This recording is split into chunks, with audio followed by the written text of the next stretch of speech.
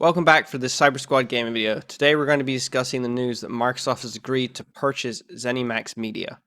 They are the parent company of Bethesda, ID Software, and several other studios. So if you like what we're trying to do here, support a small channel out with a like, a share, and a subscribe. Today with me, I have Thomas to discuss this huge news. How are we doing today, Thomas? I'm doing good, thanks, Mike. Cool. So we've got some pretty decent breaking news that came out today. This morning it broke that Microsoft has an agreement in place to sign ZeniMax Media, completely purchase them for 7.5 billion all cash. This would grow the Microsoft first-party studios from 15 to a grand total of 23 and add nearly 2,300 new developers under their control. It would add Bethesda Softworks, Bethesda Game Studios, ID Software, ZeniMax Online Studios, Arkane, MachineGames, Tango Gameworks, AlphaDog, and Roundhouse Studios to their ranks. I mean, that's a massive acquisition right there. Just wow. What do you make of all this news, Thomas? I've not had my ear to the ground, so I'm not sure if this has been a discussion for a while, but for me it came out of the blue. However, Microsoft has over the years been slowly acquiring other companies and turning them into their own little Microsoft studios, and this is easily the biggest one they've ever done. Yes, there are some big IPs behind these studios. As for where that will go from there, we'll have to see what's what. But on baseline of the announcement, it's a pretty big one. Yeah, I heard nothing about this. I heard for a while that they were looking at buying Warner Brothers Game Studios, when that was trying to when I think it was AT&T was trying to redo all their finances, but I did not hear a rumor of Bethesda. I didn't hear of ZeniMax Media. I didn't hear a rumor. I didn't hear nothing. But to me, this was like the powerhouse move. It's like, oh, we may buy a studio too. We went out and just bought 8. So I mean, that's kind of crazy. I mean, over the course of the day, more and more details have been coming out. To start with, looks like all these games is going to be coming to Game Pass, which is pretty amazing. Um, these developers have made a ton of games, the Fallouts, etc., and they're going to be coming over the coming months. That means Xbox now has control over the Elder Scrolls, Fallout, Wolfenstein, Doom, Dishonored, Prey, Quake, and Starfield franchises, and many more that aren't named there. This is amazing new content that's going to be coming straight to Game Pass day one on a PC and Xbox. And on top of that, many more future titles that these studios are going to work on. That means we're basically going to be getting Elder Scrolls 6 and the new IP Starfield day and date on Game Pass. Xbox hasn't said if this means that they are exclusive, with Phil Spencer quoted in Bloomberg as saying that it would be evaluated on a case by case basis for other consoles. I mean, I'm still trying to get my head around all this, but what does this do for the power of Game Pass and the Xbox first party lineup now? So if we're talking about games that have already come out and now they're going to come to Game Pass or adapted to Game Pass, like Skyrim, Oblivion, Fallout New Vegas, Fallout 3, Fallout 4, things along those lines, the bigger titles. Never mind, obviously Dishonored and whatnot, but let's keep it straight. Um, I think it's pretty great. That's a good addition for Game Pass. And if some of these games aren't already on Game Pass, Microsoft would have been paying licensing fees to have them on Game Pass. Now that they've acquired these studios in this way, that they can have it on there as a purely profitable margin kind of thing, with no expenses paid. Um, for up and coming games such as Elder Scrolls 6, whatever new IPs they have, a Starfield or the next Fallout, as we can assume a few of these titles, sequels, or more versions of these are in progress or in work of development. I can't help but think after such a huge acquisition, they would make some of these titles that have been like multi-platform by default, like he says, by case basis, straight away exclusives. I could see Elder Scrolls 6 still being multi-platform, Fallout multi-platform, maybe Starfield though they'll bring as an exclusive, being a new IP. But I definitely think the case by case basis is going to be a bit more broad than what they currently probably have planned. Well, sorry, what people think they might have planned. So Xbox has slowly been saying, our party is PC and Xbox, and we're also going to xCloud, which is basically mobile, and we're starting to see some Xbox games come to Switch. It would be a ballsy move to make all these games take them off the PS5. But having said that, if you look at all of these franchises and all the games that are there, I personally think you may see them come to the PlayStation, but do they come to Game Pass so you just get them for free, but they charge you $70 on PS5, right? And that's kind of interesting, but I don't know if they are going to be multi-platform. I could see them coming to Xbox Game Pass day and date for a year, and then they release. Maybe I'm not sure. It's a difficult question because Microsoft has never gone out and bought someone with a pre-existing library like this. I mean, this is to me the equivalent of going out and getting a Grand Theft Auto catalog, or going out and getting something in that was like, oh no, it's not on the PS5. But years ago, GTA was a PS exclusive. Final Fantasy just went PlayStation exclusive. So why can't Elder Scrolls and all that go exclusive Xbox, or Xbox PC, xCloud, etc.? I mean, Microsoft explained that it intends to honor the current agreements surrounding some timed exclusive, meaning Deathloop, Ghostwire Tokyo will still be released as timed PS5 exclusives. But in the long term, if you're Sony right now, how do you take this? I mean, if Xbox pushes these as exclusive games on the Xbox, is this now a must-own console? Um, as for if it's a must-own, let's be real here.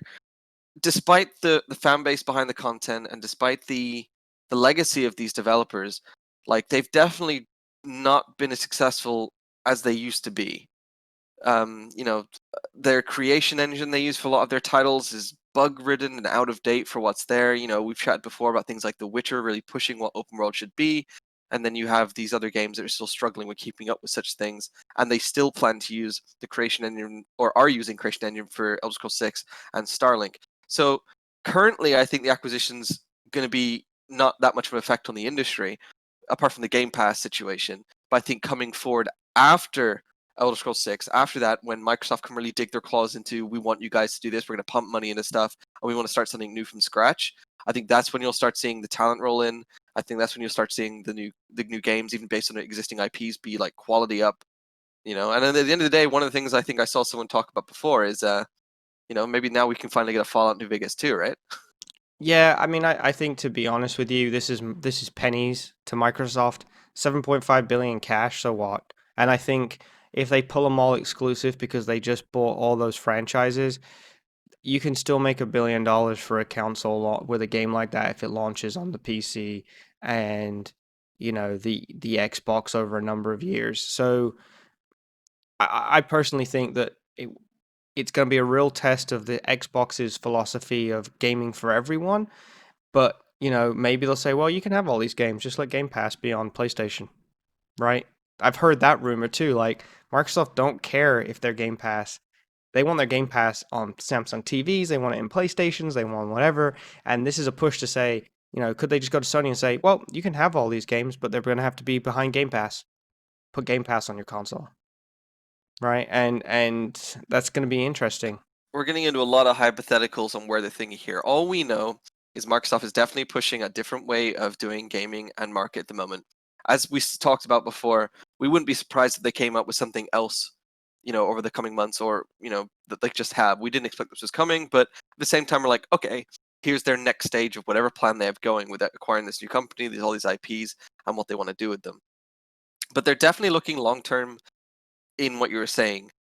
The only problem I have, and sorry, this isn't even a problem. This is just like an opinion. But we said before, more games is great games. But the only two games I can say that I've played for Bethesda in the last several years are Skyrim and Fallout. Like, I've not done more from that. If Microsoft can take that, make me want to play more of these games and more of like the other games, like more Prey, more Wolfenstein, more Dishonored and stuff. Cool, but like otherwise you're just throwing more games into a pocket of.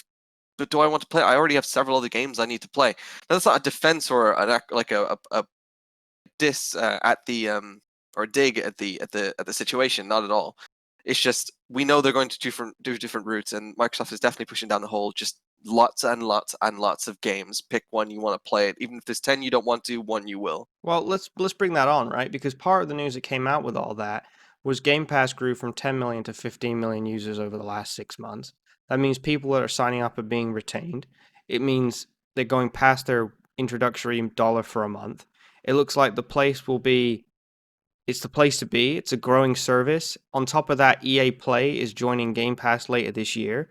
This will not, and the 10 to 15 million won't include last week's launch of xCloud on mobile devices. I mean, this was like a company wanting to change the way we play games, flexing its financial muscle. Of course, we have to see what the new console launches are like in terms of sale numbers, but are we seeing Microsoft finally assault the gaming market without holding back and putting its money where its mouth is in terms of saying, fine, we're going after this and we're willing to invest billions and billions and billions of dollars that Sony doesn't have to invest? I mean, what does this mean long term? I mean, that's the question is, are we going to start seeing Microsoft assault gaming as a whole? And the Xbox means nothing, the PC means nothing, the xCloud means nothing, the PS5 means nothing. They just want you in the ecosystem on any device they possibly can because they don't really care about the hardware. Let's be honest, Microsoft is a software company. Uh, well, I think there's several stances you can take on this, right? One of the ones as well is that when you say like assault in the game industry and try something different, Microsoft, each generation from the original Xbox up until even the Series X and the Series S, every time they've released a new console, they've tried something new with their service and something different to try to like gain the market, do something new. And each time it's worked, sometimes it's not worked other times. So this seems like their biggest attempt at something so broad and large in such a different way that they're really doubling down on what they want to do here. Whether it's going to have an effect, like you said, they're flexing their muscles. It's Microsoft. They have a ton of money, but PlayStation still does own the market share. I mean, those who want a PlayStation, I don't think are going to be swayed by news like this. At the end of the day, it's PC too, and a lot of gamers have PCs and maybe even also have an Xbox and a PlayStation. So I can't see right now just this one bit of news, this acquisition, being something that will sway anybody around. And even today, I talked to some colleagues of mine, asked them the same thing, PlayStation and Xbox fans. I told them the news. I said, "What do you feel?" And they had the same kind of opinion. They were like, "If I was going to an Xbox, that's cool news, but it wasn't something that I thought I wanted. But it's cool, right?" And those who already had a PlayStation were like, "Well, I might get an Xbox eventually because of the $25 price plan model, but it's not something that's going to stop me wanting a PlayStation 5 first." I think you're underestimating the long term effect because if they say next fall, Elder Scrolls 6 on Xbox and PC not coming to PS5, you're going to have 20 million PS5 players at that point that go, damn, that's a console seller. You're going to go the year after and go, here's Starfield. And they're going to go, damn, that's a console seller. Just like when I go, oh, I wanted to get a PS4 so I could play God of War and The Last of Us 2, right? It's the same kind of thing. I think time will tell the value of the deal on the long term, but I think we should probably leave it there. I mean, we could discuss this back and forth. It's very hypothetical. We have to see what's coming. We have to see what the stance on exclusivities and everything coming down the line. But I think it's going to depend on how exclusive and aggressive Microsoft want to get versus using them to just sell volume of games. And I don't think you spend $7.5 billion to sell the games on multi-platform because they were multi-platform to start with. The only way you spend $7.5 billion is to strengthen your brand. Well, I suppose if I gave my final thoughts, yeah, like I said, I'm not underestimating the long term. I just think the long term isn't here yet. If they make Elder Scrolls 6 exclusive end of next year, surprised to be sure, considering people already assume multi-platform. But if they made Elder Scrolls 7 exclusive, totally understand because they own the company at that point, whatever. Because Elder Scrolls 6 priority development on PS5 up to a point. You can scrap it, of course. But yeah, no, I definitely think they're aiming at a 2 to 5 year onward goal of getting Microsoft across everything, like Xbox, Game Cloud, all the stuff across a lot of devices. Like you said, maybe on your TV you have it as an app, like Netflix. You've got the Xbox Cloud. Totally get it. But it's once again something different that's been tried before, and they're giving a very low entry model. They've obviously done a lot of research into it, otherwise they wouldn't be doing it. Spent a lot of money. They can try something new, and I look forward to seeing what it does for the console. I'm not one to put one against the other. If one succeeds, the other succeeds at the end of the day. Two different ways. If Sony has to adapt, cool. If Microsoft to adapt, cool. We'll see where it goes. Okay, thank you guys for tuning in. I think we've discussed some of what's going to happen with the new release and purchase of Zenimax Media and possible releases of future games. If you like what we're doing here, as we said at the start, give us a like, a share, and a subscribe and help this small channel grow. Thank you very much.